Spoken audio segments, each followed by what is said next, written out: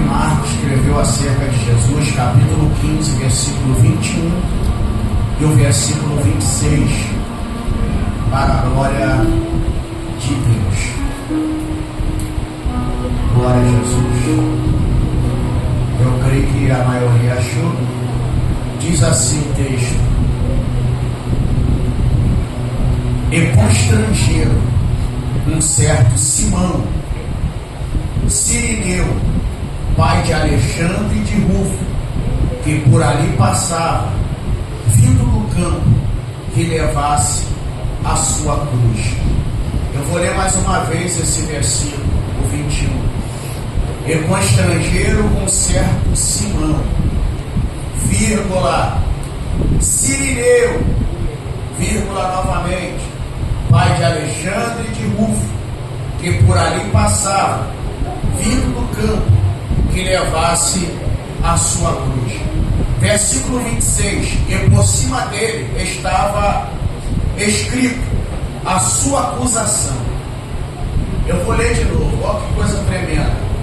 E por cima dele estava escrita a sua acusação. Você sabe qual é a acusação? Rei dos judeus. Tome seu assento em nome de Jesus.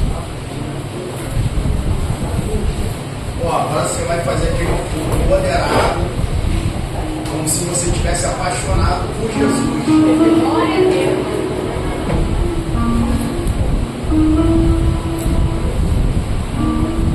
Glória a Deus.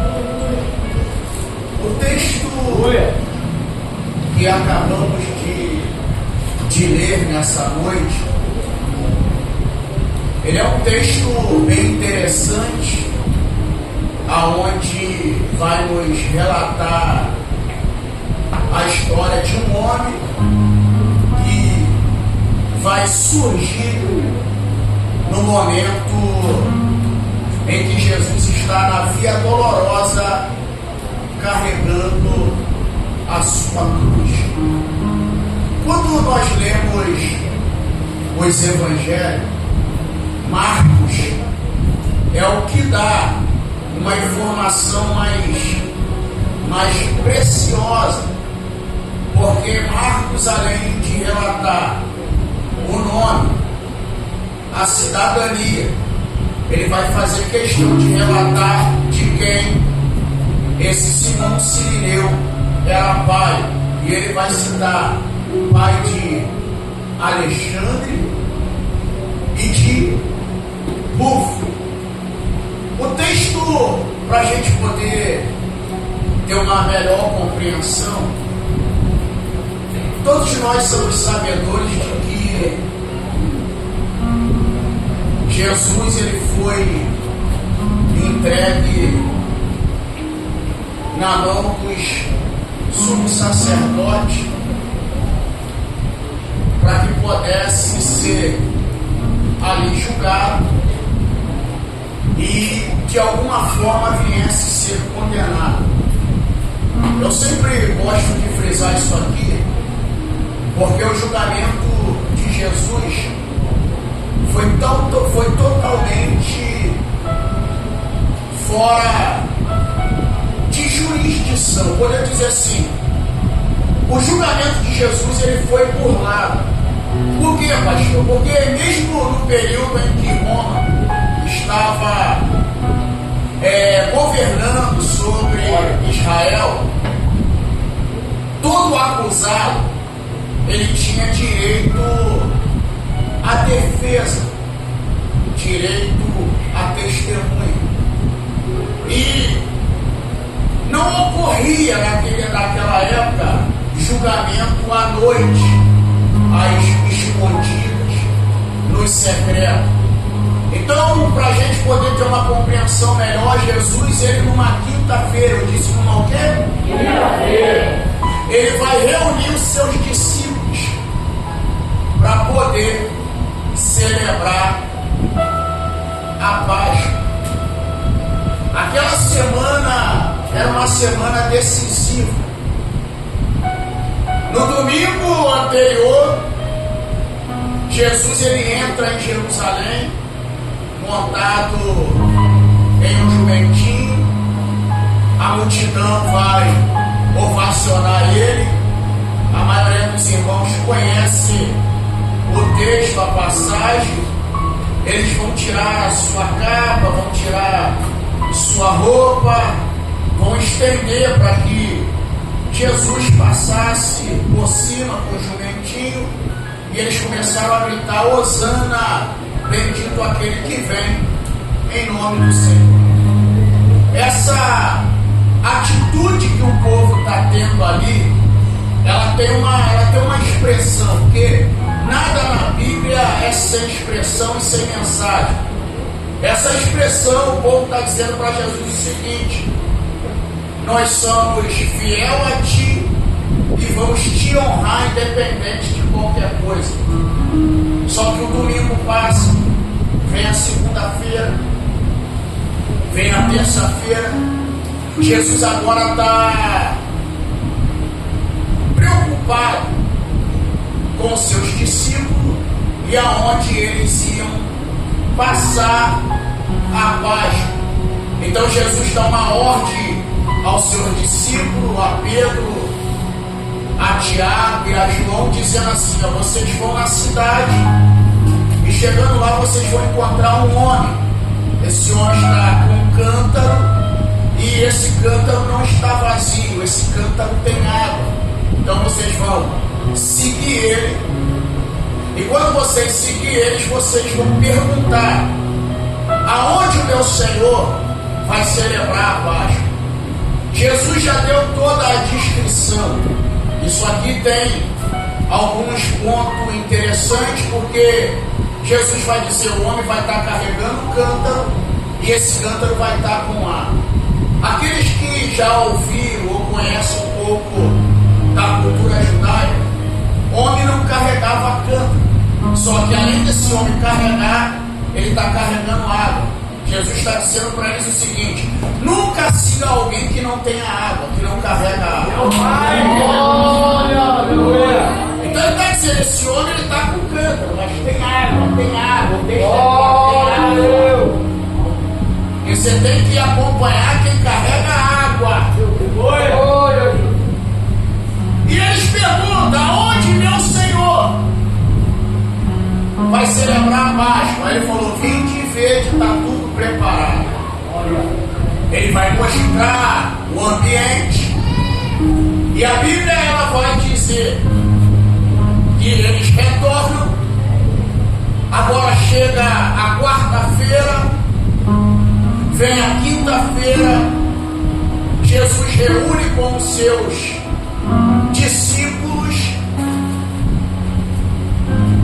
Durante a ceia, ou melhor, durante a Páscoa, ele vai fazer algumas declarações, algumas revelações, e a Bíblia diz que, acabando eles de cear, ele vai subir ao monte. Jesus ele sobe ao monte. A Bíblia diz que eles acabaram de cear, cantaram lindo e subiram ao monte. Quando ele sobe ao monte, a maioria dos irmãos são sabedores de que Judas Iscariote não estava presente com eles para poder chegar no lugar da oração. Eu sempre fiz isso aqui, dando detalhes que enriquece e ajuda aqueles que um dia vão pregar sobre isso ou estão estudando sobre isso. Voltando lá no cenáculo, você pode ver que Jesus não revelou para os demais aonde seria celebrado a Páscoa. Ele só falou para Pedro, Tiago e João, que eram os três mais íntimos, que durante o ministério de Jesus na terra, eles participaram de coisas, vamos dizer assim, particulares, a qual os 9 não participaram. Você pode ver que os únicos que entram na casa de Jairo junto com Jesus, no episódio da ressurreição da menina, Pedro, Tiago e João.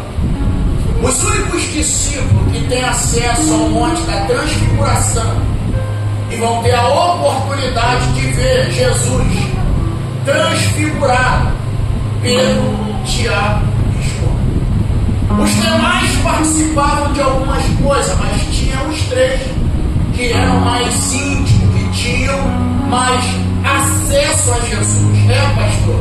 Porque Deus tem preferido? Não, tem gente que quer ter acesso, enquanto alguns querem se afastar. E Jesus respeita isso, respeita. Ele não faz acepção de ninguém, mas tem pessoas que querem se achegar mais e tem outros que querem se afastar. Mas uma coisa eu posso te dizer, que aqueles que se aproximam não vão se arrepender de nada. Por quê, Pedro? Porque eles vão ver, vão experimentar o que aqueles que não querem se aproximar não experimentam. É por isso que você vai ver a vida toda, você vai ver crentes que já falam sempre tanto mistério, não sempre tanto poder, não sempre tanta visão que eles têm, não vai ter, porque não tem aproximação. E Jesus não dá mistério para quem se afasta, ele dá mistério para quem se aproxima.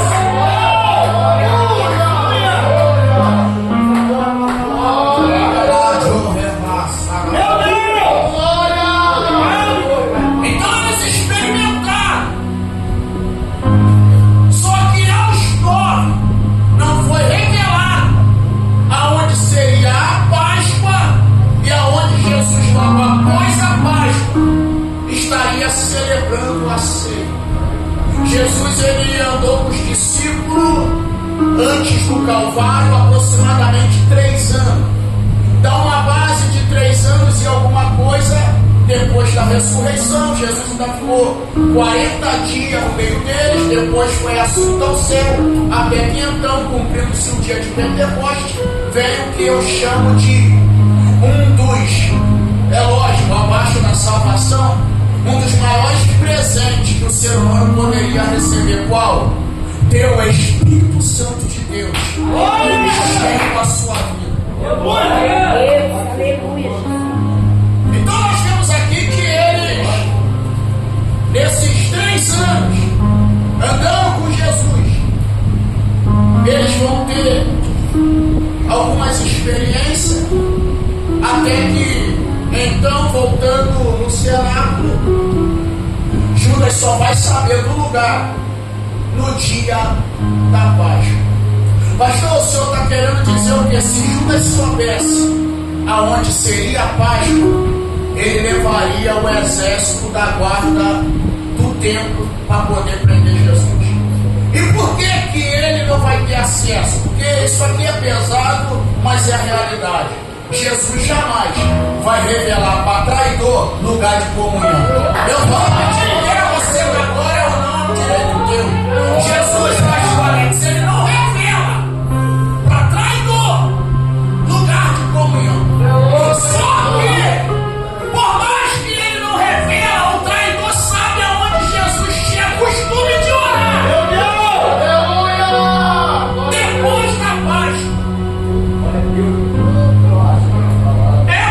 Sim.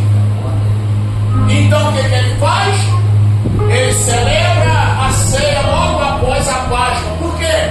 Porque você já leu o texto. Jesus está ali celebrando a Páscoa.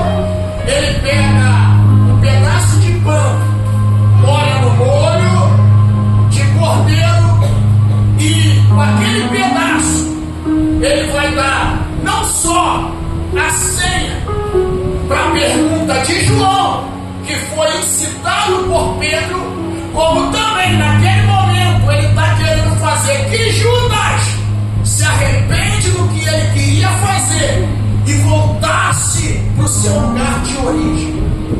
Só que nesse inteirinho, os irmãos são sabedores, só para modo de informação, Jesus se assenta na mesa e vamos ser sinceros, eu não sei você, mas eu ficaria desconfortável. Imagine você sentando na mesa comigo e eu chego no meio e digo assim, Gutierrez, tem um diabo no meio de nós. Gabriel, um desses que senta comigo vai me trair, rapaz. Você imagina, pastor Alex, eu não sei o senhor, mas eu ficaria sem graça, por mais que não seria eu.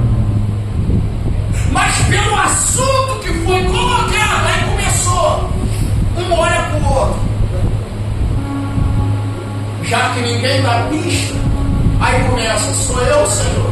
Meu Deus. Sou eu, Senhor. Aí Pedro olha para João e diz assim: João, tu está mais perto dele.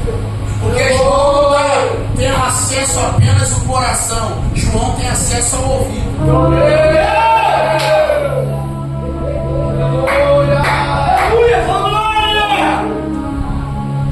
Foi isso aqui que eu entendi o mistério. Não sei você perguntar qual para não dormir aí. 1, 2, 3.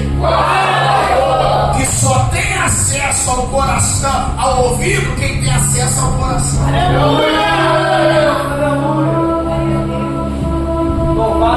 Por quê? Porque a Bíblia diz que nesse período João está próximo e vai reclinar a sua cabeça sobre o céu de Jesus.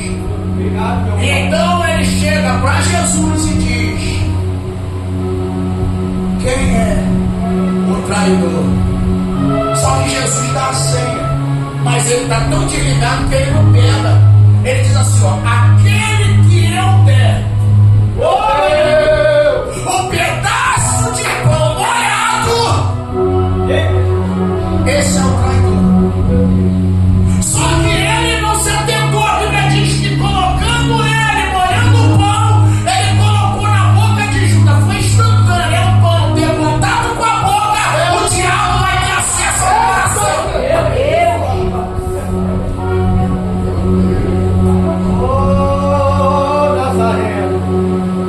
Quando Judas está tendo acesso ao pão na boca, o diabo está tendo acesso ao coração dele.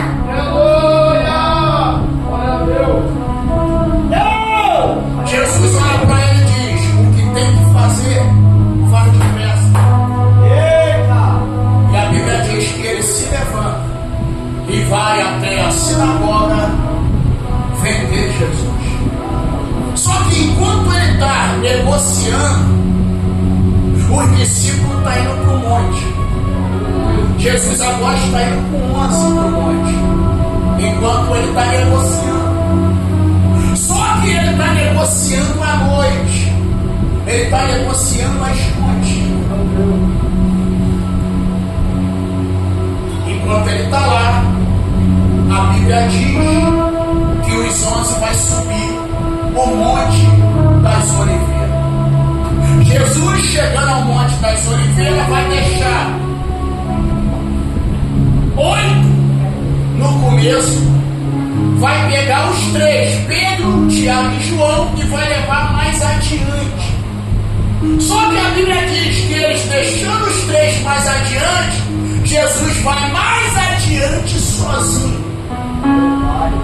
Eu costumo dizer que o Monte da Oliveira nada mais, nada menos foi do que um tipo do tabernáculo, porque alguns ficam no pátio, poucos têm acesso ao lugar santo, mas o lugar santíssimo só um vai lá. Eu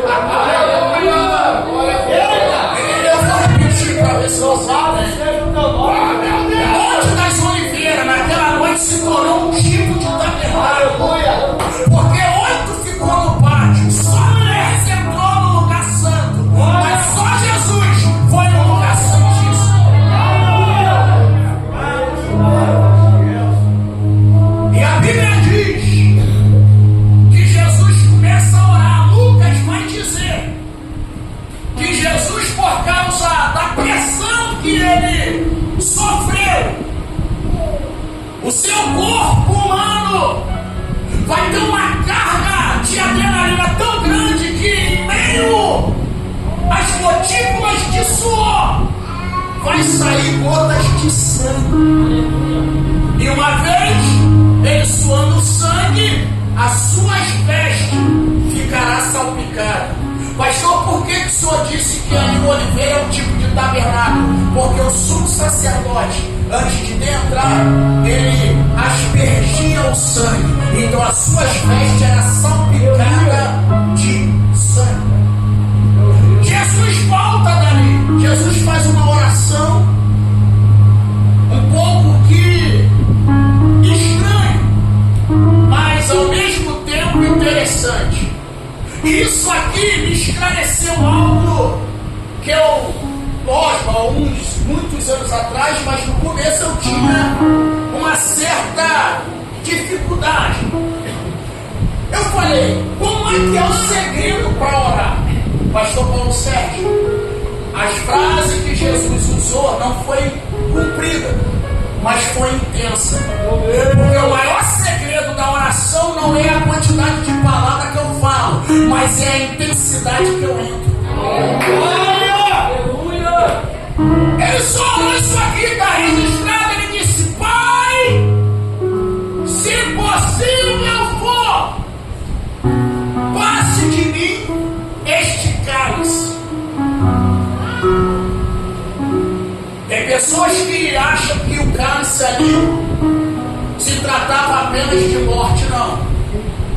Jesus ia experimentar pela primeira vez em toda a sua vida e eternidade, por causa do ser humano, o que ele nunca havia experimentado. E quem quer saber, diga o que, pastor? Um momento de separação do Pai. Como é que é, pastor? Eu não entendi. É isso, porque Jesus sempre falava assim: eu e o Pai são um. Glória a Deus. As obras que eu faço as obras do Pai que me enviou. No Evangelho de João, Jesus chega e dizia assim: eu e o Pai trabalhamos até agora. Só que pela primeira vez em toda a história da sua vida e eternidade, ele vai experimentar momentos separados do Pai. Por quê? Porque ele não é pecador, mas ele vai se fazer pecado para a humanidade ser salva.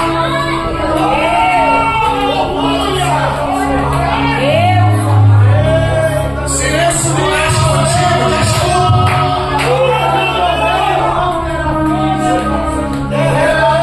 Eu vou tentar te explicar isso aqui de forma um pouco estranha e complexa. Imagine você que é acostumado, vamos dizer assim, o irmão, o pai ou com mãe, unha e carne, e de repente, por causa de um fator chamado morte, você experimenta a separação. Para nós que somos carne, é dolorosa. Imagine para Cristo, que desde a eternidade nunca havia experimentado isso. No entanto, que a gente vai chegar lá na crucificação, a Bíblia diz que houve trevas. Pastor, por que houve trevas? Porque Deus tem que ficar disposta. Porque se ele continua contemplando, a justiça dele ia punir a humanidade.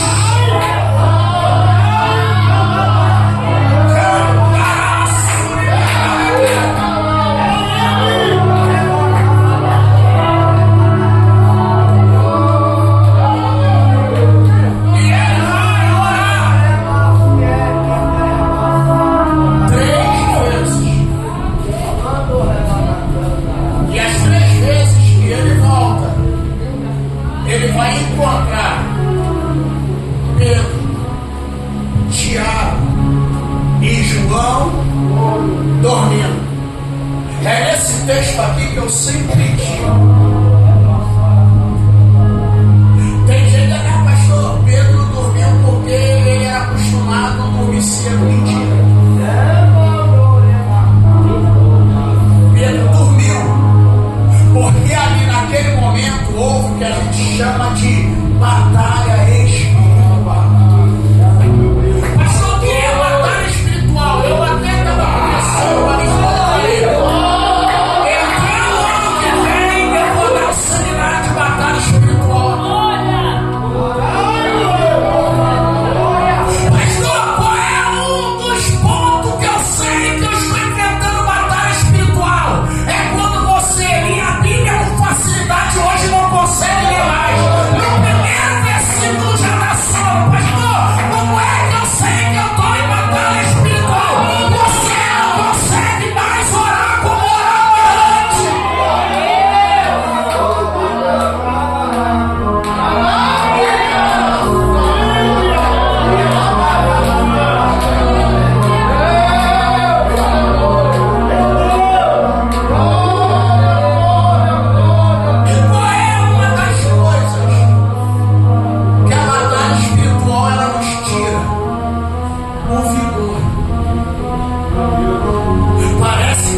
as suas energias são sugadas.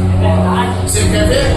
Quantas das vezes, porque tem uma galera que se pastor, cada um com seu cada um. Eu tenho de pensamento acerca disso, sou muito criticado, mas cada um com seu cada um. Porque o pessoal diz, não, porque a qualidade de sono, porque o melhor sono é antes da meia-noite. Então, tu dorme às 7 até às 11, que revigora, e que faz, e que acontece, aquela coisa que você já sabe que se você ficar dando ouvido a tudo, a ciência, você fica maluco. Eu sempre conto isso aqui. Na minha época que eu morava na roça, que eu estava na prova, o que mais tinha na minha geladeira era ovo. Aí eu estava escutando o rádio lá na roça, aí a silêncio falou, porque o ovo é perigoso, aumenta o colesterol. Eu falei, tô lascado, Jesus. Entra com a sua cura de vida. Eu já estou quase cantando de galo aqui. É por isso que você vê que eu gosto de ovo até hoje. A única coisa que eu não me adaptei foi salsicha. Tá quase virando hot dog. Aí depois descobriram que o ovo faz bem. No entanto, que eu nem preciso falar que tem uma galera que faz, você sabe que a maioria da galera que faz academia, qual é uma das alimentações? Então dá licença. Se tu for dar ouvido, você fica doido. Tem coisas que fazem mal, tem, mas tem coisas que você ficar uma hora faz, uma hora. Eu estava vendo lá e falaram, tomar café de manhã é bom para a memória. Aí outro já diz, tomar café faz mal que acelera o coração. Eu falei, decide, que eu gosto de café. Oxe.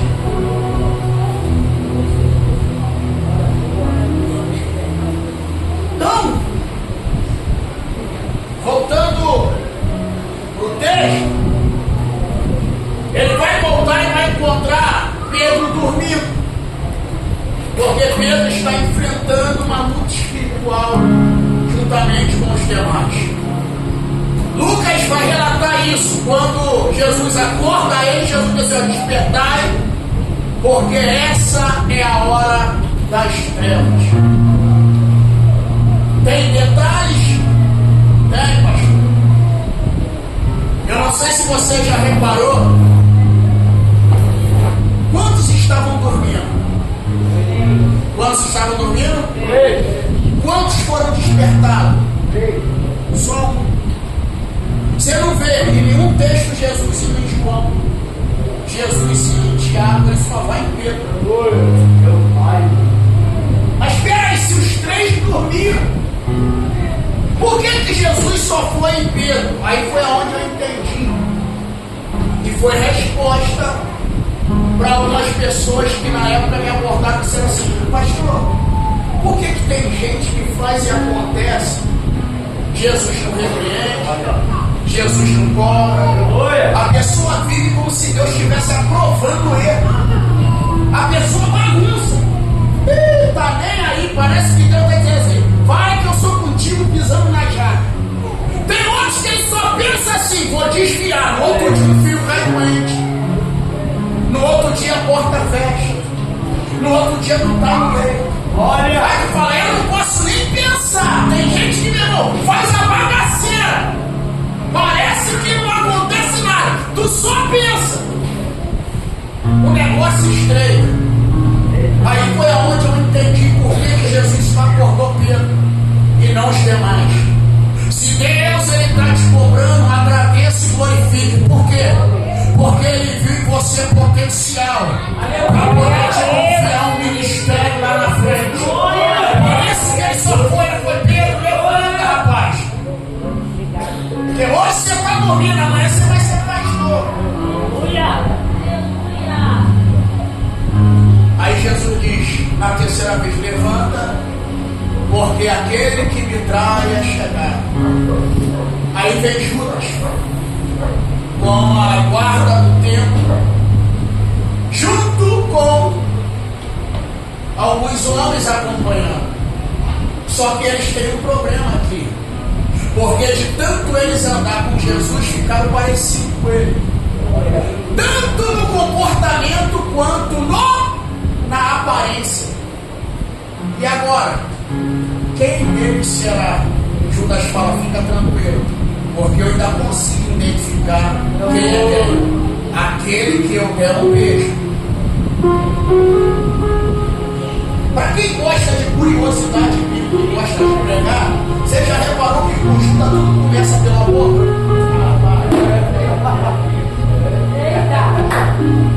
Glória a Deus! Toca o negócio aí, vai a gente chorar.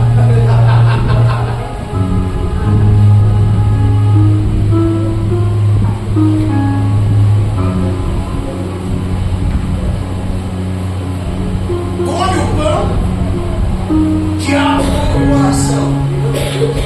Agora, para poder identificar, ele vai dar um beijo. Só que esse beijo não é um monstro santo, como eles eram acostumados a se saudar uns aos outros. Ele está dizendo o seguinte: aquele que eu der um beijo demorado. Então ele se aproxima. Você conhece a história? Jesus vira para Judas e diz: amigo, ao que vieste? Quando ele acaba de falar, os soldados prendem Jesus. Pedro, no momento de descontrole, ele vai pegar a espada e vai cortar a orelha de Malco. Em um momento de desespero, ele acaba acertando quem não era para acertar. A gente tem um mistério aqui, tem, pastor? Tem, porque Pedro, ele é aquele tipo que você sabe que Pedro, ele ainda tinha que passar por um processo para poder tirar o que estava de ruim dentro dele para fora. Porque se você analisar e você estudar, o homem que ele fere é o único que não está carregando espada. Obreiro covarde é assim. Ele só quer partir para cima de quem não tem. Vem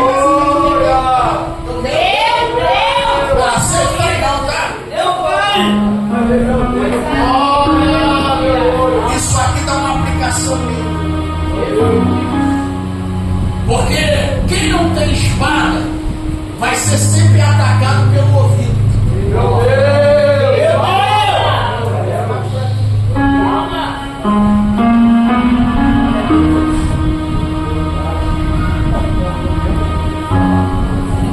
Mas deixa pra lá, a gente faz um laboratório. Aí Jesus vai lá, repreende Pedro e diz: Pedro, eu não preciso que ninguém compre minha briga. Se eu quisesse, eu fazia uma oração aqui e o Pai mandava 12 legiões de anjos. Se pela conta do exército romano uma legião vai de 4.000 a 6.000 demônios, soldados, que na realidade é onde vem a palavra legião, é de 4.000 a 6.000. Jesus está dizendo: o Pai mandava 12 legiões. Irmão, é anjo que não acaba mais. Se um matou 185, 12 legiões, o que ele faz na face da terra? Guarda isso aí, rapaz. Esse momento é meu. Não beberia eu o cálice que o Pai preparou para mim? Isso aqui é tremendo demais. Isso aqui nos dá um ensinamento, principalmente para os crentes mimimi do século XXI. Jesus está dizendo para Pedro o seguinte: Pedro, esse momento não adianta ninguém interferir. Esse momento aqui já foi preparado na eternidade para mim. É Jesus dizendo assim: vai ter momento que você vai ter que passar pela prova sozinho. Quem tentar te ajudar só vai piorar as coisas. Foi o que Pedro fez. Porque quando você tentar ajudar quem Deus está provando, você piora as coisas. É mais ou menos uma frase que eu sempre postava ela: nunca tente consolar quem Deus está confrontando. Meu Pai!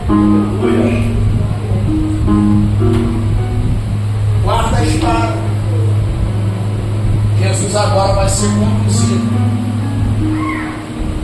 à fortaleza Antônio. Nisso aí, já é por base 1h da manhã. O tempo é frio.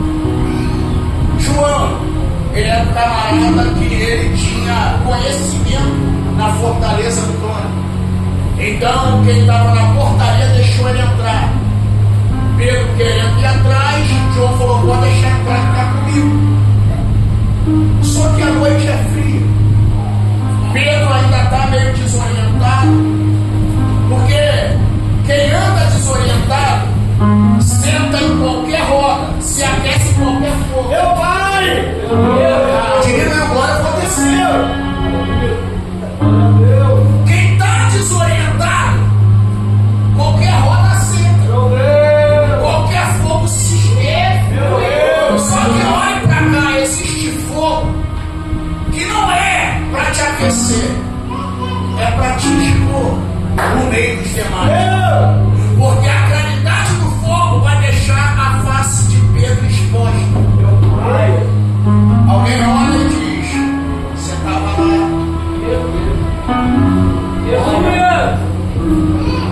Pedro pega e diz: não sei nem o que você está falando.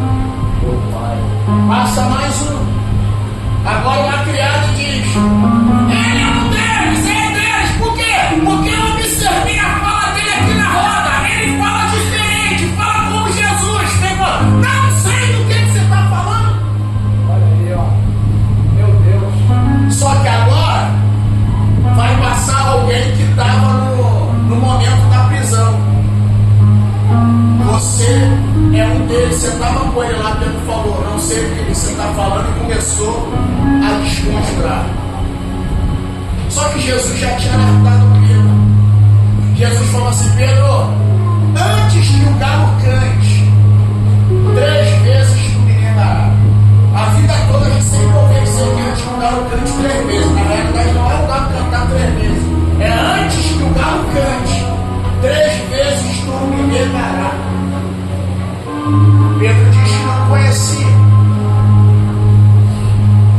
Isso aqui eu tenho um pensamento acerca disso, uma aplicação, mas pode te ajudar em alguma coisa. Eu falei para você que os discípulos andaram com Jesus quantos anos? 3 anos. Jesus nega quantas vezes? Cada negação de Pedro, ele está negando cada ano que anda com Cristo. Meu Deus, meu pai. Porque uma atitude minha negativa pode botar a perder todo o tempo de caminhar. Meu Deus. Quando ele acaba de negar, a Bíblia diz que o galo canta. Existem algumas hipóteses acerca disso. Eu tenho meu ponto de vista. Hoje, se você for pesquisar aí, vão falar que esse canto do galo não era o galo, era o galo galácio, que era o toque da trombeta. Só que como eu estudei o grego, canto e toque, a expressão é diferente. Dá um tempo qualquer. Tem alguém aí? Glória a Deus. Então, pra mim, o galo cantou e ponto final, meu povo. Ai, pastor, mas em Jerusalém não tinha. Meu irmão, Jerusalém era festa, tinha um monte de estrangeiro. Como é que você vai colocar? E outra coisa, se você for traduzir no grego, toque e canto é totalmente diferente a expressão. Mas você acha maneirinho? Não, pastor, descobri a pólvora. Você descobriu foi a espinha no dedo.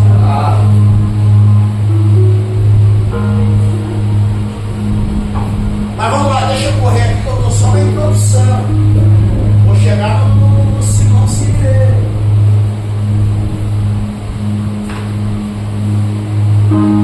Jesus agora foi levado de mão em mão, passou por Anás, Caifás, foi levado para Pilatos. Pilatos, querendo passar a bola, mandou que levassem para Herodes. Quando chega diante de Herodes, Herodes vai fazer um monte de gracinha e Jesus não vai falar uma palavra com Herodes, vai ficar quietinho, não vai responder nada. Herodes manda devolver ele para Pilatos. Olha como é que a presença de Jesus ele é tão tremenda. Por isso que o que eu vou te falar daqui a pouco não é forçando o texto, eu creio. Porque a Bíblia diz que nesse período Pilatos e Herodes estavam ligados. Ou seja, a presença de Jesus na sala de Herodes e na sala de Pilatos fez quem estava de mal fazer as pazes.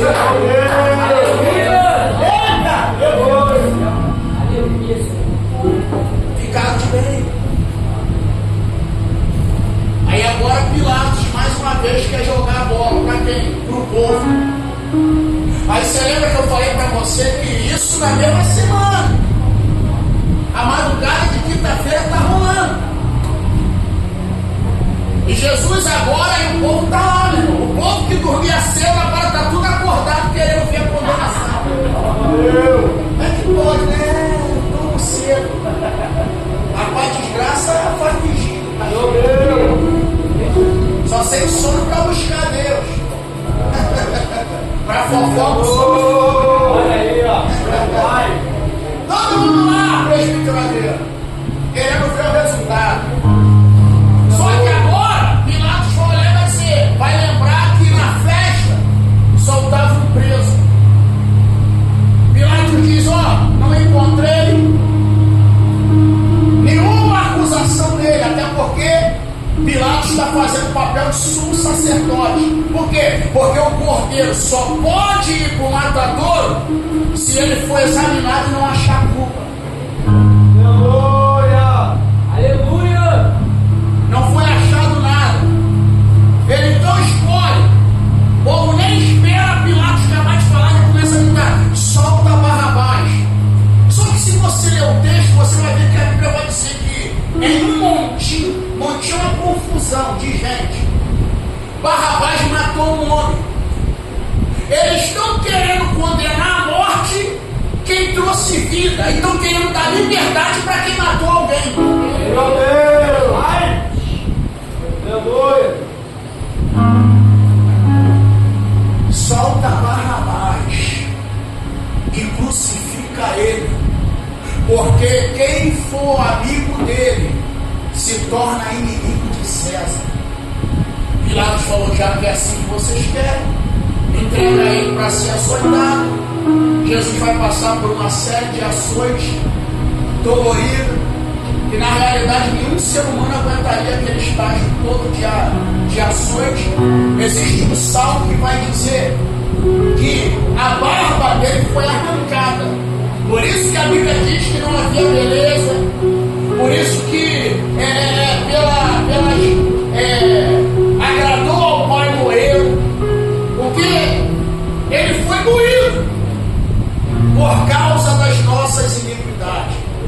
E aguentando aquilo tudo ali calado. Como disse o profeta messiânico, ele foi levado ao matadouro diante dos seus tosquiadores, quer dizer, e não abriu a sua boca. Já está vindo o amanhecer.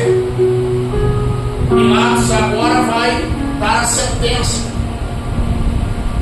E ele vai sentenciar Jesus à morte de cruz. A morte de cruz, ela só era efetuada para malfeitores que cometeram crimes horrendos. Só que Jesus não cometeu crime nenhum. E por isso que eu fiz questão de ler o versículo 26 com você. Por quê? Porque todas as pessoas que eram penduradas no madeiro, que era uma morte dolorosa, horrível, era colocada uma placa com os delitos, ou seja, a acusação ficava escrito na placa: está morrendo por causa disso, disso e disso. Aí olha a acusação que ele teve: por semente de Deus.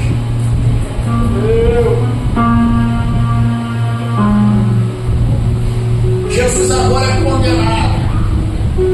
E agora ele vai ser obrigado a levar um madeiro nas costas, não é uma cruz inteira.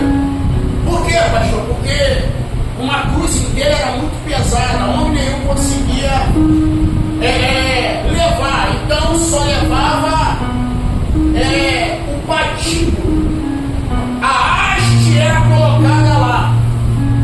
Jesus agora passa uma madrugada apanhando, açoite, feridas abertas no corpo, na cabeça, porque a Bíblia diz que eles batiam na sua cabeça com cana e com uma coroa de espinho. E você sabe que o couro cabeludo ele é frágil. Qualquer pancadinha, meu irmão, é igual aqui o supercílio. Rasga e é sangue que é uma beleza. Jesus agora está sangrando. Eles agora vão colocar o patíbulo sobre as suas costas e vão começar a conduzi-lo pela via dolorosa. Só que tem um porém aqui. Na sexta-feira, que estava período de festa, Jerusalém estava cheia. Jerusalém não estava só cheia, estava recebendo imigrantes. Por que recebendo imigrantes? Porque havia um costume que o sacerdote ele matava alguns cordeiros. A história vai dizer que era morto aproximadamente na Páscoa, porque dava mais de 2 milhões de pessoas. Se matavam mais de 256 mil cordeiros para poder pagar pelo pecado. Só que eles se reuniam numa parte bem grande e espaçosa. E qual era a priori? Era que os homens imigrantes eles iam para a festa de Jerusalém levando a sua oferta. Aqueles que moravam longe levavam em dinheiro para trocar a moeda no templo, porque a moeda do templo não era a mesma moeda de fora. A moeda de dentro era o shekel. Por isso que quando você lê ali que Jesus expulsa os cambistas, quem são os cambistas? São aqueles caras que vendem moeda. Por isso que alguém que já viajou para fora ou não, né? Alguém que já trocou dólar, euro. Você vai numa casa chamada casa de quê? De câmbio. Casa de câmbio.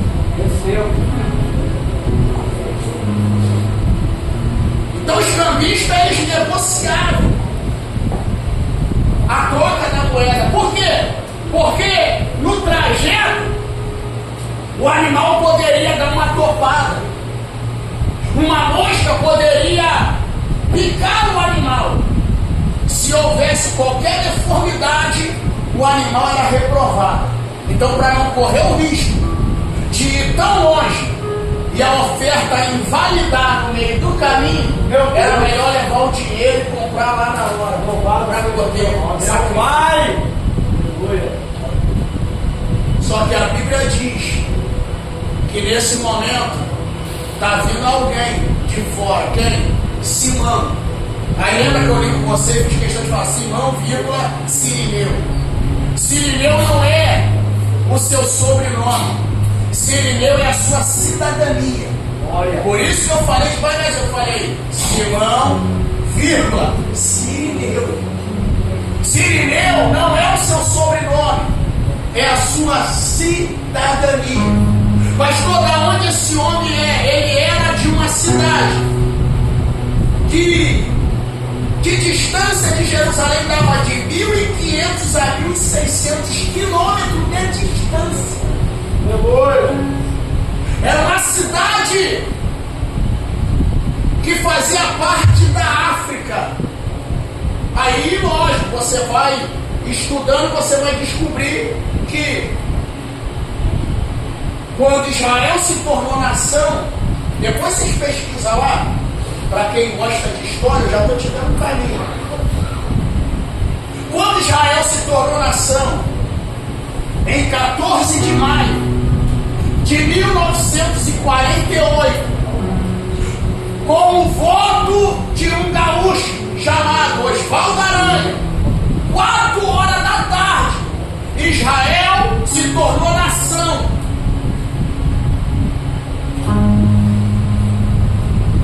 Então o que aconteceu? Se cumpriu uma profecia. Todos os judeus de todos os cantos que estavam espalhados puderam retornar de volta para o seu país de origem. Os irmãos que já foram no Monte da Oliveira, porque você pode tirar foto e não ler o que está escrito.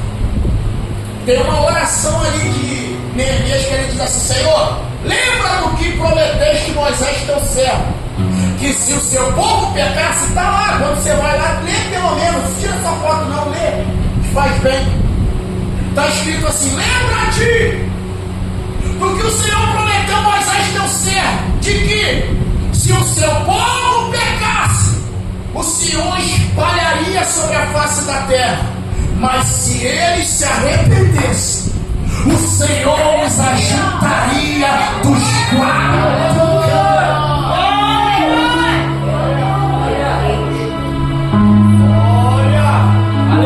Aí começou. Aí foram deportando judeus etíopes. Que isso, pastor? Judeus etíopes. Eles estavam retornando. Se você for ver, eu nem lembro, mandei um link para tu, não foi? Do grupo etíope que estava indo para Israel. Todo dia retorna judeu, porque, meu irmão, está tudo preparado para o arrebatamento acontecer. Você fica de bobeira mesmo. Você fica aí dando mole, boiando, se preocupando com as coisas aqui com Lula. Não, o relógio da igreja não é Brasil.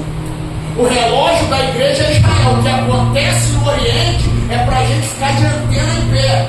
Jesus falou assim: olhar para a figueira. Quando a figueira ela vai florescer, é porque o verão está próximo. Aí diz: quando essas coisas começar a acontecer, levantai as vossas cabeças, porque a vossa redenção está próxima. Vai se preocupando com o barato. Vai. Está tudo correndo, meu irmão, para a volta do Mashiach. Mas vamos lá, já vou terminar. Então o que ocorria, pastor? Um dia o menino até falou: pastor, dá uma explicação sobre isso. Falei: um dia a gente fala. Eu vou falar um pouco sobre isso hoje. Então havia-se um costume. Todo chefe de família, nesse ambiente, não era permitido a entrada de mulheres.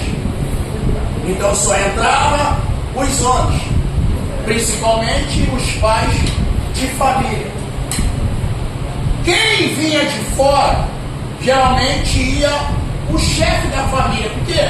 Porque a família ficava aguardando em casa. Então o que eles faziam? Eles iam para Jerusalém, levavam uma túnica branca. Quando eles chegavam na cidade, eles colocavam a túnica para poder entrar nesse ambiente. Por quê? Porque enquanto os sacerdotes matavam os cordeiros, eles pegavam uma planta chamada isopo, com uma madeira ficada, e começava a espargir.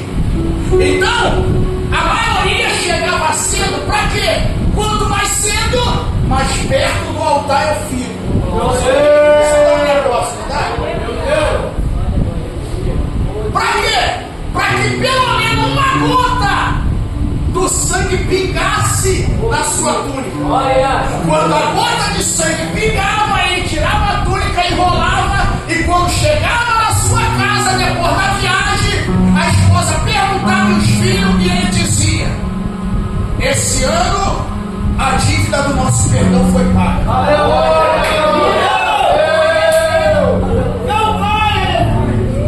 Eles queriam só uma gota que pingasse neles. Só que o tempo não vai dar para me discorrer, por isso que eu estou resumindo. Porque na realidade a gente tinha que buscar o fundamento. Onde saiu essa descendência, essa ramificação de judeu? Lá da África. Pastor, será que eram os descendentes de Noé? Claro que não. Então era descendente de quem? Um dia a gente fala melhor sobre isso. Porque a rainha de Salomão, de Sabá, quando ela visita Salomão e ela volta para o seu reino, ela só não leva riqueza. Você entendeu o mistério? Só para quem gosta de Bíblia.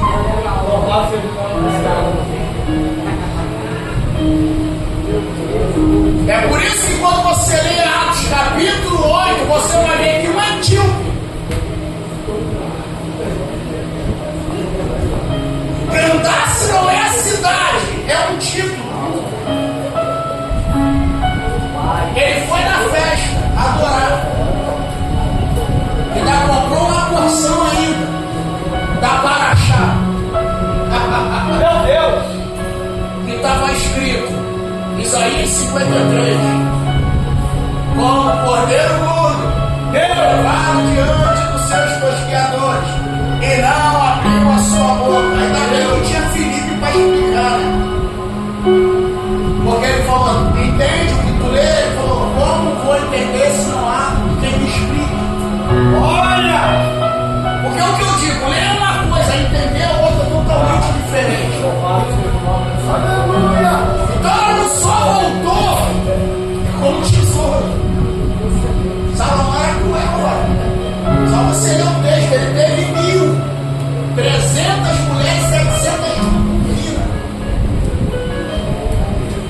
Então criou uma ramificação judaica lá no pé da África.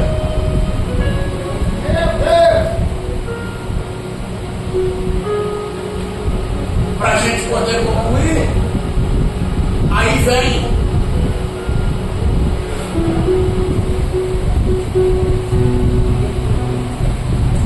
oh glória a Deus, Simão Sirineu. Ainda bem que Deus é tremendo. Você lembra que eu já falei isso aqui para tu uma vez? Vou só te relembrar. Quando Jesus está trocando uma ideia com Pedro acerca da revelação que Pedro teve, Jesus falou para Pedro que ia morrer. Só que Pedro, ele é igual um monte de crente emocionado que só eu conheço. Eles prometem de pé o que não come sentado. Senhor, pode todo mundo te deixar. Haha, conheço isso. Eu sou o único que tem mais. Se tiver que morrer, morte de cruz, eu vou contigo. Jesus olhou e falou, tá bom, vai sim.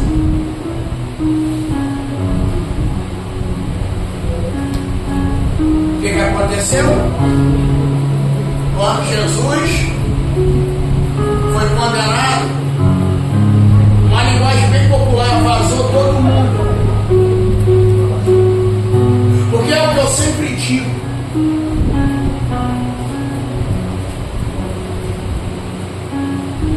É muito fácil. As pessoas falam assim, pastor, o diabo está querendo matar os crentes. O diabo vai criar a situação para você desanimar. Mas o alvo maior do diabo não é quem está aí embaixo, é quem está aqui em cima. Aí um dia eles perguntaram assim, pastor, por que a igreja fechou? Eu falei, porque o pastor foi ferido. Ferirei o pastor e as ovelhas se dispensaram. Glória a Deus!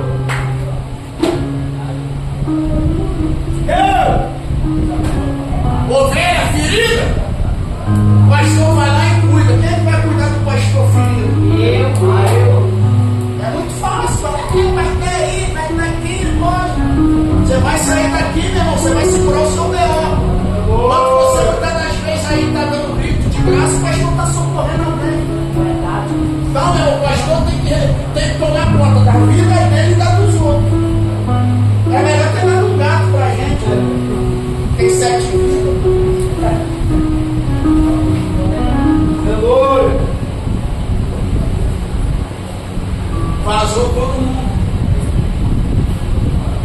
Só quem ficou foi João. E agora, se você não deu glória a Deus, irmão, escuta o que eu vou te falar.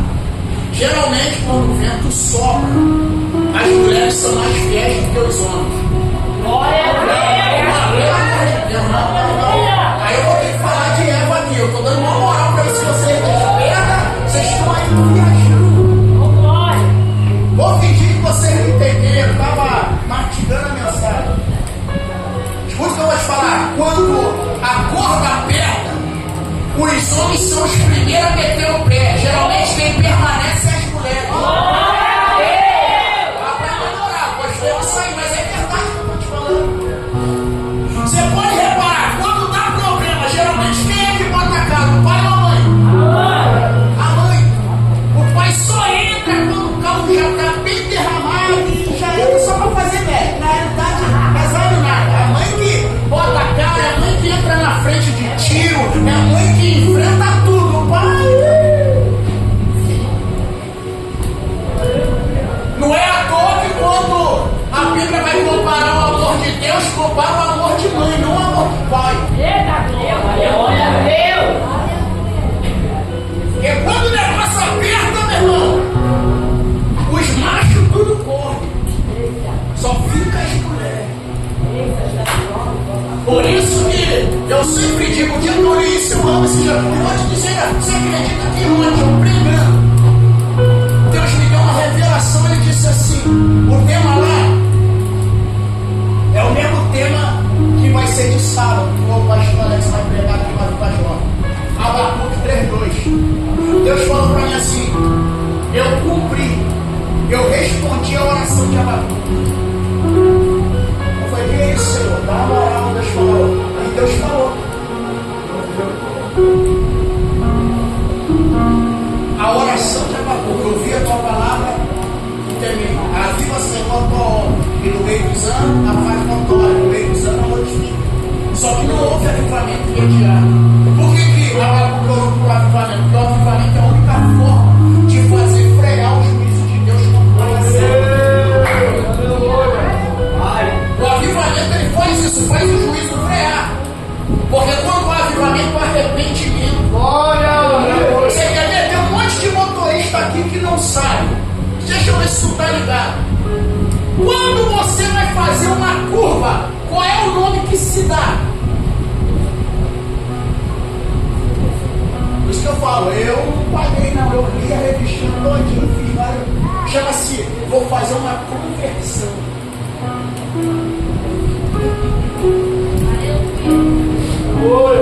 Quando você vai fazer uma curva, lógico, na linguagem popular você diz, eu vou curvar, vou virar a direita, não, chama-se, vou fazer uma conversão.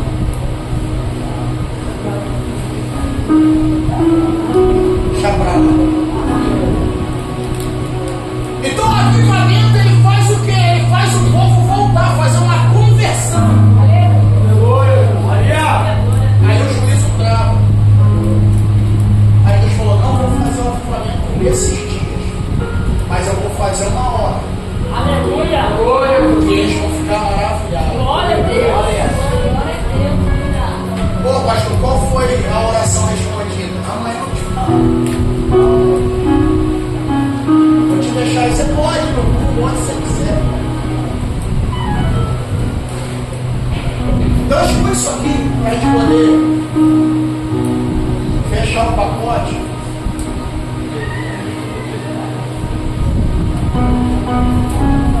Então eles chamavam cedo, na esperança de, na morte do cordeiro, o sangue que era aspergido tocasse na túnica branca que eles levavam. Ainda tem mais, na porta, na entrada, ficava o sacerdote observando. Por quê? Porque a túnica não podia ser suja, senão era barrado na entrada. Tinha que estar com a túnica limpinha, branca, senão não entra. Então, Simão Sirineu, ele saiu da sua casa na expectativa de receber uma gota do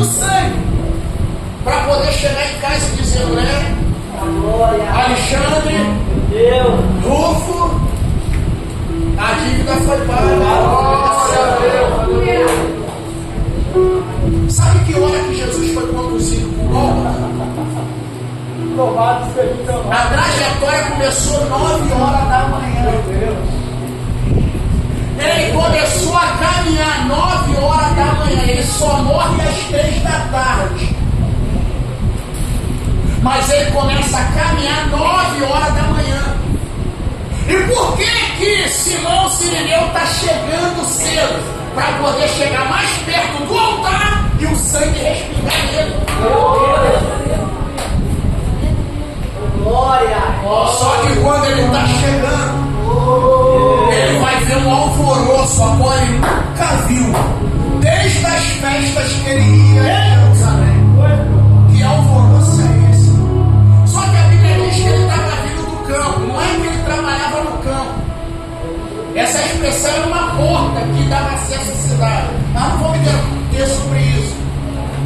Quando ele chega, olha quantas pessoas tinham na festa. Mais de 2 milhões.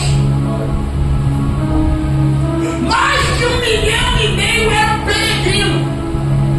Em todos esses peregrinos, o único que vai ser escolhido para carregar a cruz, Simão, o Sirineu. Meu Deus! Sabe o que eu entendi nisso aqui? É que para Sirineu, pega isso aqui, isso aqui é profecia para alguém. Sirineu, para ele ia ser mais um dia comum. Só que no calendário de Deus, presbítero Adriano, dias que parecem ser comum, Deus vai transformar em especiais.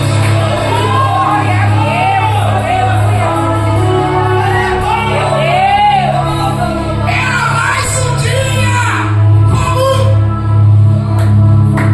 Só que Deus é especialista em transformar dias comuns em dias especiais.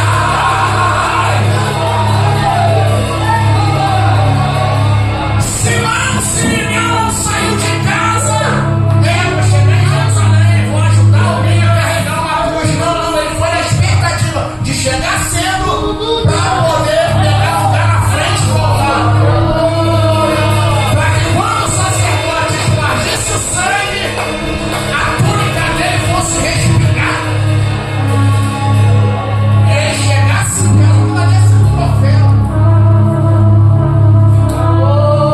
Só que quando ele entra na cidade, a Bíblia diz que os soldados os constrangeram a carregar a cruz. Só que olha isso aqui, vem cá, vem cá. Coloca isso aqui nas tuas costas, para avançar. Vai andando.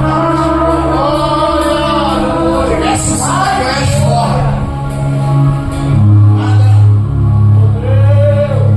Finge que tu caiu do joelho, Aí tá vindo. Pega esse minuto aí, meus filhos. Vem que foi enrolar, vem, deixa o celular aí. Vem que vai enrolar. Essa aí é a tua túnica. Que você ia entrar no tempo. Não, vamos lá atrás, eu quero ensinar os crentes a ficar dormindo.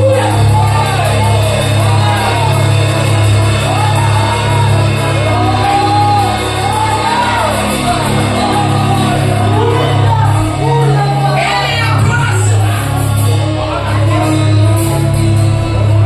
Ele já está preparado, vem comigo, para poder entrar. Só que no meio do trajeto, os guardas falou: peraí, pega a cruz aqui. Agora você vai fazer o seguinte: bota a tua mão direita no ombro dele. Meu Deus! Direita no ombro dele, se apoiando do outro lado. Aleluia! Aqui, se apoiando, ele vai levar a cruz e vai te ajudar. E essa mão aqui na coxa, porque você está se levantando. Quando eles colocam a cruz sobre as costas de Simão Sirineu, Jesus coloca a mão na coxa e sobre o ombro, eu vou falar rapidinho de cultura judaica. Uma das formas de um judeu receber a aprovação de um superior não era pegando na mão, era colocando a mão direita no ombro, era dizendo assim: você foi aprovado. Pastor, a mão na coxa. A mão na coxa geralmente era uma aliança com a família que seria estabelecida.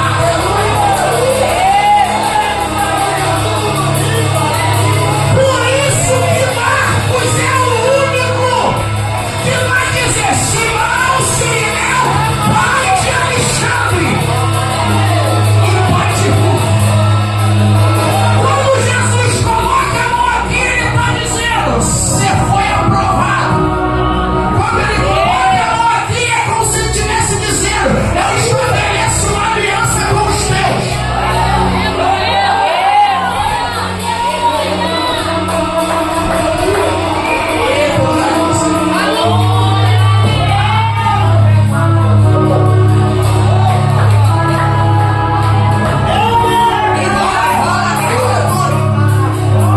Eu já vou concluir, só que a gente tem um problema aqui. Temos, mas não temos. Porque Simão Sirineu, ele vai conduzir Jesus e o patíbulo até o Gólgota.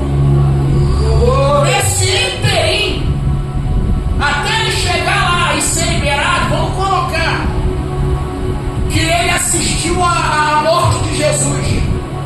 Só que a gente tem um detalhe aqui. Você lembra que eu falei com você que ele chegou cedo para poder pegar um lugar perto do altar? Só que nessa época, evangelista Gerson, não tinha relógio. Pastor Alex, não tinha relógio. Quando Simão Sirineu lembra, para onde que ele vai olhar? Para cima, para ver a posição do sol. Quando ele levanta para cima, ele diz: perdi o horário da nota do céu.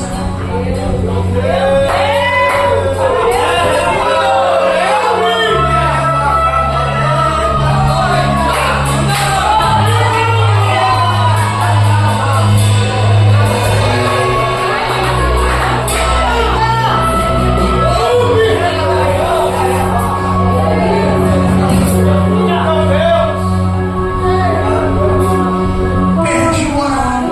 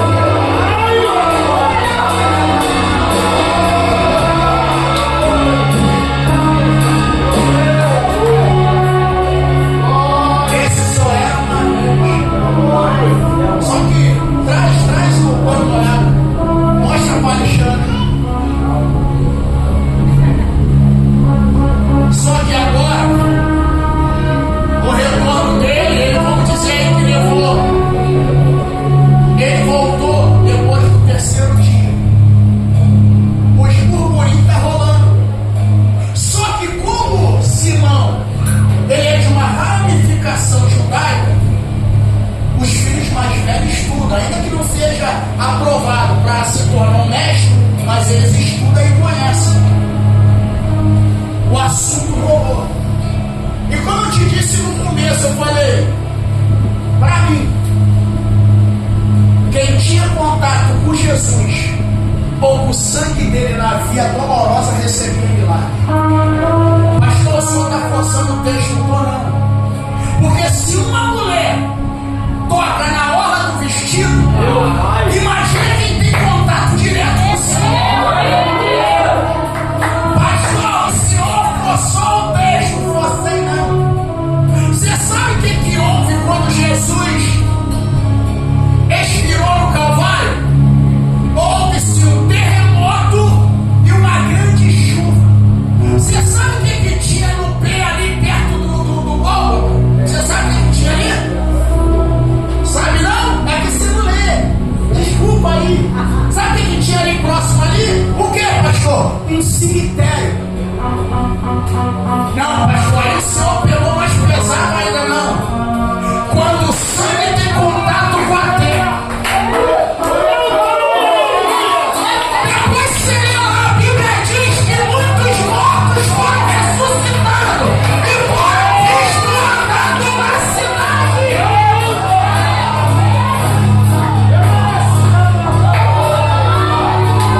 Pastor, como é que é isso? Vem comigo. Se o osso de um profeta faz um morto, imagine o sangue precioso de Jesus, o que não faz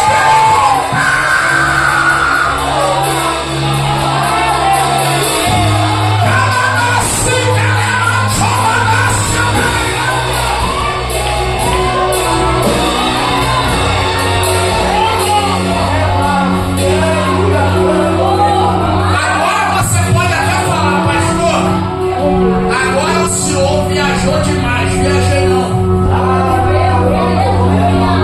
Isso é um pensamento meu. Desde o momento que eu não estou ferindo o texto, é um pensamento meu. Nunca fui.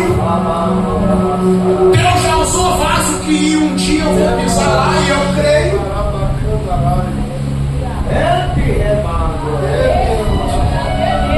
Mas quem conhece Israel, você vai ver foto de gente indo no Muro das Lamentações. Você vai ver foto de gente indo no Monte das Oliveiras. Você vai ver foto de gente indo no túmulo de Jesus. Mas você nunca vai ver foto de ninguém visitando o Calvário. Pode ver, é fechado até hoje. Aí isso é um pensamento meu de pregador. O diabo sabe o poder do sangue que foi derramado ali.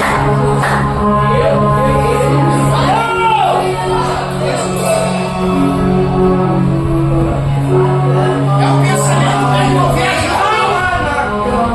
Então a gente vai ter que lacrar isso aqui, porque quem pisar nisso aqui não vai receber. Por quê? Porque os teólogos liberais alemães, eles disseram o seguinte: pelo espaço de tempo, o sangue que Jesus já perdoa é eficaz. Ele está enganado. O sangue dele é eficaz até hoje. Epa! O sangue dele é eficaz até hoje. Se você tiver contato com qualquer sangue, ele suja a sua roupa. O único sangue que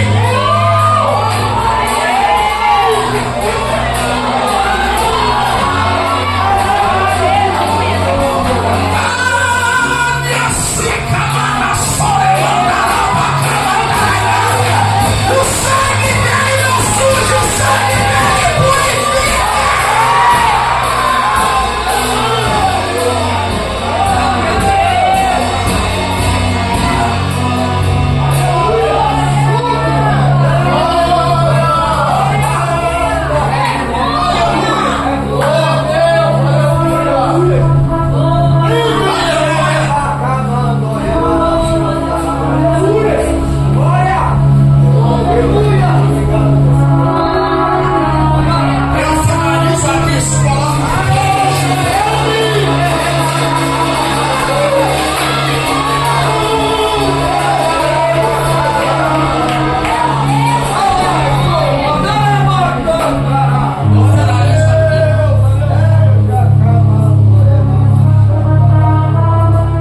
Pastor Alex, depois de 3 dias, os rumores se espalharam. E olha que eu nem me detive a te explicar como é que era feito o sacrifício dos cordeiros dentro desse ar. Mas fica bom.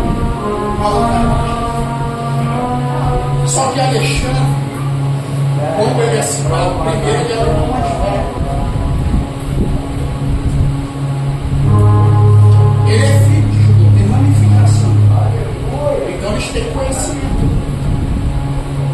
Eu fiquei imaginando Simão Sirineu vindo para casa,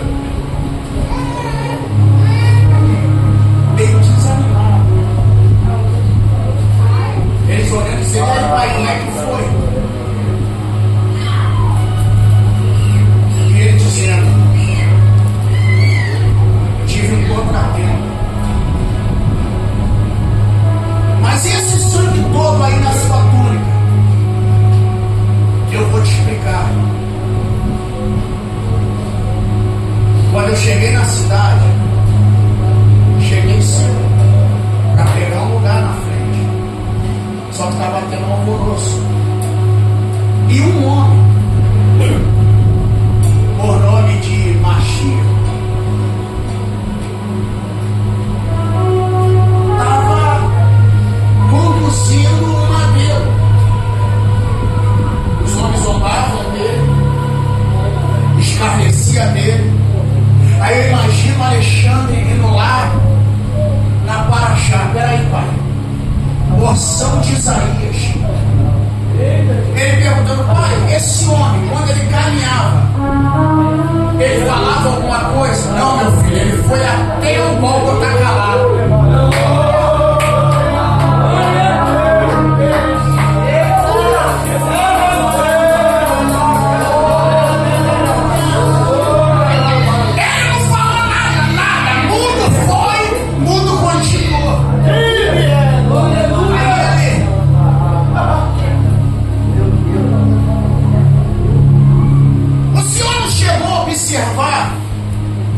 Que quem tinha contato, porque era um empurra-empurra, alguém que encostou nas feridas dele, ou teve contato no sangue e teve alguma reação.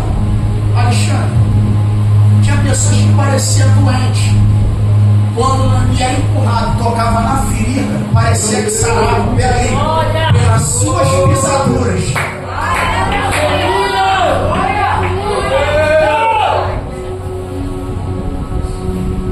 O senhor não está sabendo, não? Por que, meu filho? Que está um burburinho na cidade que esse homem voltou a viver o 3º dia. Aí eu imagino, pega tudo. Eu imagino Simão Sirineu olhando e dizendo: então eu vou me desfazer da túnica. Ele: não, pai, pode guardar. Porque esse sangue que foi derramado na sua túnica, ele é mais poderoso do que aquele que o sacerdote lá.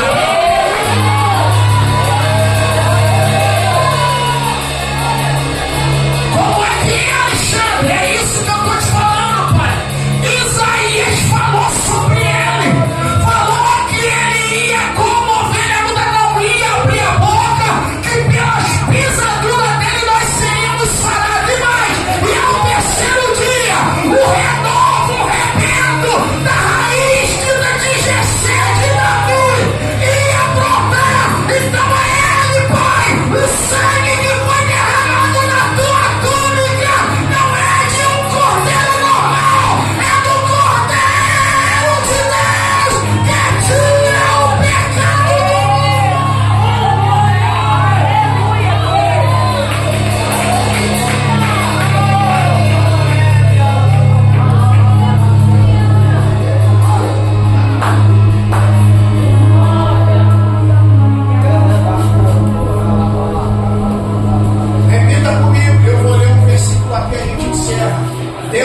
poder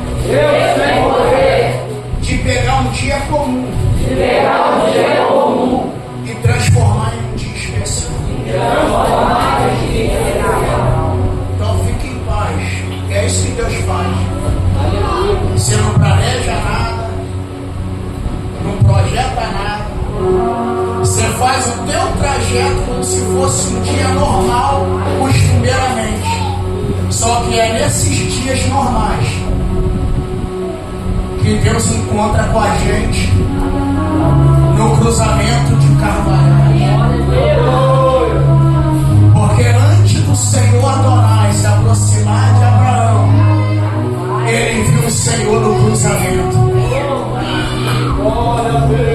Por quê? Porque só é possível ver Deus e ter contato com Ele através da cruz. Aí olha isso aqui, eu estava olhando como é que Deus ele é tremendo.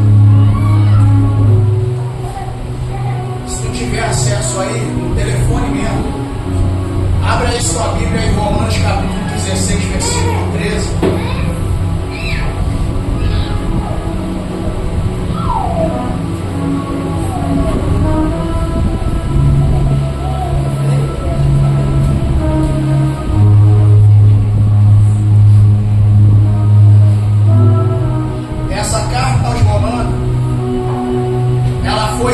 Aproximadamente de 20 a 25 anos depois da crucificação de Cristo. Os meninos já estavam crescidos lá na roça.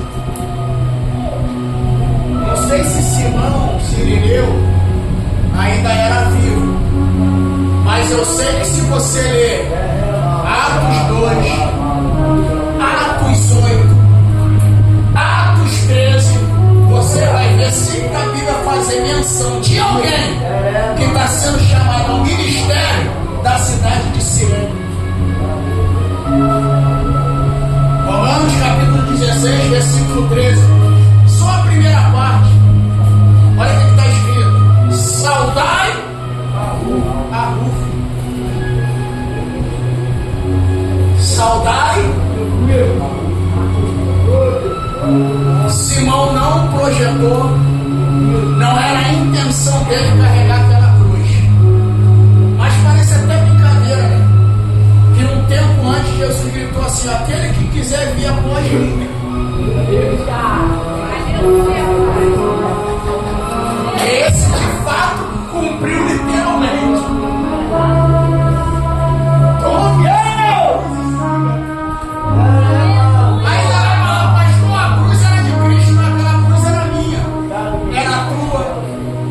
Era de Simão, a cruz não era dele, ele não tinha pecado, ele se fez pecado por nós. Saudai a Rufo. Olha o que ele vai dizer: eleito no Senhor, e a sua mãe, Emília. Vale a pena carregar a cruz. Olha para quem está ao seu lado e diga: vale a pena. Porque a sua fidelidade, ela não alcança só a sua vida, ela alcança a sua família. Eu vou repetir: a sua fidelidade, ela não alcança só você, ela alcança a sua família. Por isso que tem promessas bíblicas que Deus prometeu a gente, mas Ele vai cumprir nos nossos filhos. Aleluia! Fique de pé, eu quero orar por você. Lança um fundo aí bem daquele que faz chorar sem vontade.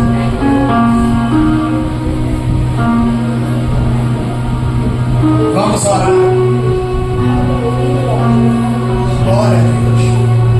Aí hoje eu entendo porque esse hino da harpa é tremendo. É muito bom, ó. Vai entrar um ano aí agora, vai voltar aquilo tudo de novo. Que, pastor?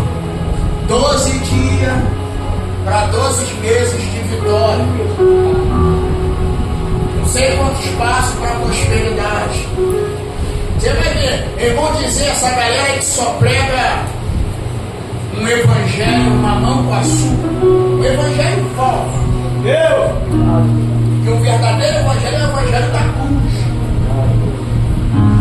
Isso que Paulo disse: quando eu fui ter no meio de vós, nada me propus a falar, a não ser o quê? O Cristo crucificado. Aleluia.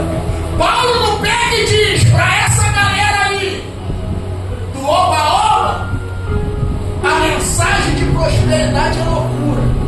É lógico. Meu, aonde apaga a luz, tem fumaça, escureceu o parede, você pode ver as mensagens, é tudo mensagem que só mexe no ego. Cadê os príncipes de Deus? Cadê as princesas de Jesus? Entra vazio e sai rachado. Nada muda. Aquela mesma história de sempre. Por quê?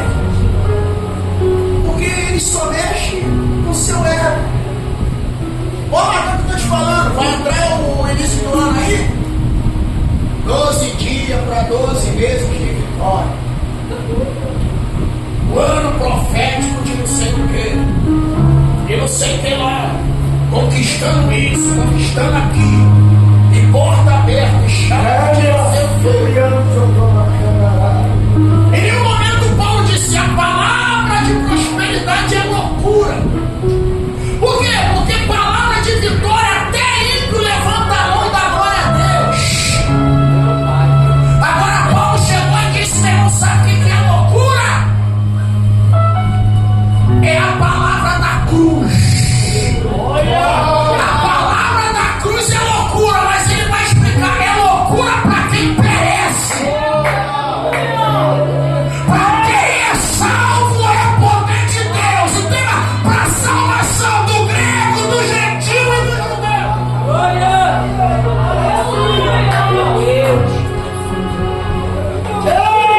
Aí eu entendi porque esse hino da harpa tremendo quando diz: sim, eu amo a mensagem da cruz. Hoje eu esqueci bastante, eu conhecia bastante hino da harpa. Depois que eu fui para a roça, então eu aprendi a cantar hinos lá que eu nem tinha ouvido aqui.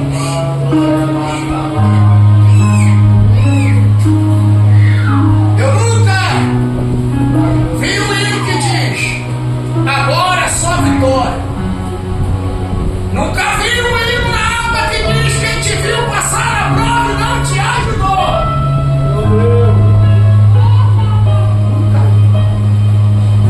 Nunca vi um hino na harpa dizendo: eu amo a chave da prosperidade. Mas eu já vi hino dizendo: bem-aventurado é os que confiam no Senhor, como fez Abraão. Eu já vi na Bíblia firme na promessa de Jesus. E para finalizar, eu já vi faltando 3 e no 1 dizer assim: soldado salvo de Jesus.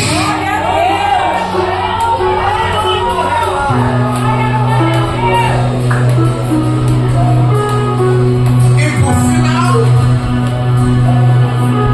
um hino que foi gravado por diversos cantores. Sim, eu amo a mensagem da cruz. Olha o que diz: até morrer levarei eu também minha cruz. É por uma coroa trocar. Eu nunca li na Bíblia que alguém vai trocar chave por coroa, carro por coroa, prosperidade por coroa. Mas eu já vim dizendo: Paulo foi o que mais sintetizou isso. Até quando ele já estava sentindo que ia morrer, ele falou: eu tenho que escrever uma última carta para Timóteo. Timóteo, eis que o tempo da minha partida está chegando. Já estou sendo entregue como libação. Olha, meu. Aí ele diz: combati o bom combate. Rapaz,